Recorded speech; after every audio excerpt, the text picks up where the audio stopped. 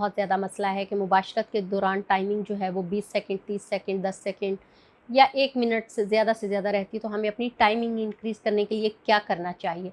तो उनको मैं बताती चलूँ कि टाइमिंग इंक्रीज़ करने के लिए आप 6 केले डेली खाया करें। सुबह ले लें, दोपहर में ले लें, जब आपका दिल चाहे। 6 केले और 20 गिरियाँ बादाम की आपने लेनी है। इससे आपको जो टाइमिंग मतलूब है, इतनी भी आपकी इंक्रीज़ हो सकती है या जितनी आपकी पहले है उससे तो 2-4 गुना ज़्यादा ही हो जाएगी। तो आप इसको लाज़मी इस्तेमाल करें। अगर आप ये डेली नहीं खा सकते हैं क्योंकि इसके साथ आपने 6 केले खाने हैं, 2 अखरोट की गिरियाँ खानी हैं, 20 बादाम खाने हैं। अगर किसी को ये प्रॉब्लम आती है खाने में तो आप इसकी जगह अलसौदिया तिब्बी फाउंडेशन की जवारिश बादाम इस्तेमाल कर सकते हैं। जवारिश बादाम में वो तमाम अज्ज़ा हैं जो हमने यहाँ पे डिस्कस किए हैं आपके साथ।